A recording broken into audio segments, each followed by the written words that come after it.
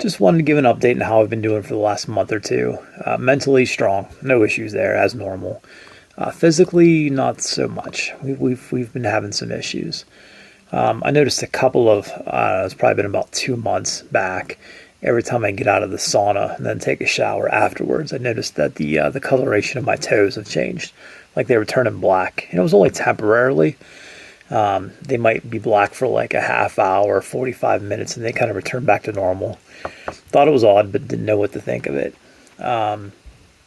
But these last couple of chemo sessions, we figured out what it was. It's hand-foot syndrome. So basically for me, on Christmas, so I was doing chemo on Christmas, had to get disconnected that morning of Christmas.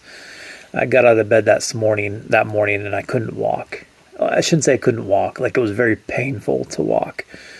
For a guy that likes to hide the pain, there's no hiding the pain whenever it takes 20 minutes to walk 20 feet. So what that hand-foot syndrome does, it kind of sucks that the 5-FU chemotherapy sucks that moisture out of your hands and your throat, or I'm sorry, your hands and your feet. So they blister, they dry, they crack, just miserable to walk or to do anything with your hands too. Your skin peels, it's just not good. Now that usually only lasts a couple of days, maybe 4 or 5 days, and then things kind of return back to normal. So with the chemo session after that, then I thought, well, maybe I can just get ahead of it. Maybe if I moisturize my skin often beforehand, maybe if I hydrate more, I can avoid it. No, I did prolong it for a couple of hours. I think it was the end of day 3 of the chemo is when I was at work and started to lose feeling in my left foot.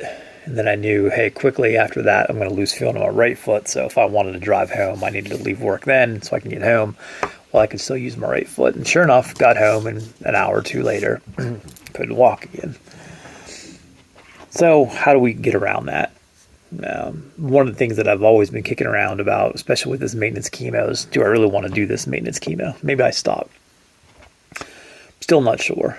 Had a meeting with the oncologist, my last treatment. We talked about it.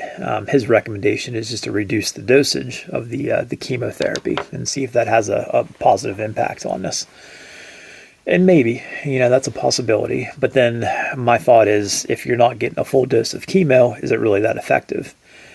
And if it's not as effective, then what's the point of doing it at all? But one of the things that he did say, because he stopped by my treatment chair a couple of times and said, you're the only patient in the center that's on maintenance chemo that's getting a full dose. Nobody else is getting a full dose.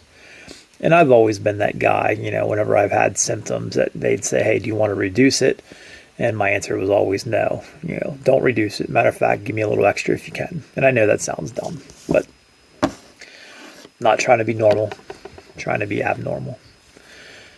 But I don't know, maybe it is time to get a reduced rate of that. Not sure. Anyhow, one of the major drawbacks from this hand-foot syndrome is I can't do all the things that I think help me get through. So what I mean by that is, you can't exercise because it's hard to walk. You do a little bit on the treadmill, but when you can barely move, you can barely move.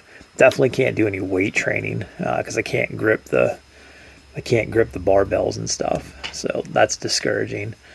The sauna is big for me. That really helps me, and can't get in there, at least not supposed to. That being said, I have the sauna on right now. Let's see what happens. Anyhow, that's all I have. Doing okay. We'll get through it. We'll figure it out. That's it for now. Thanks.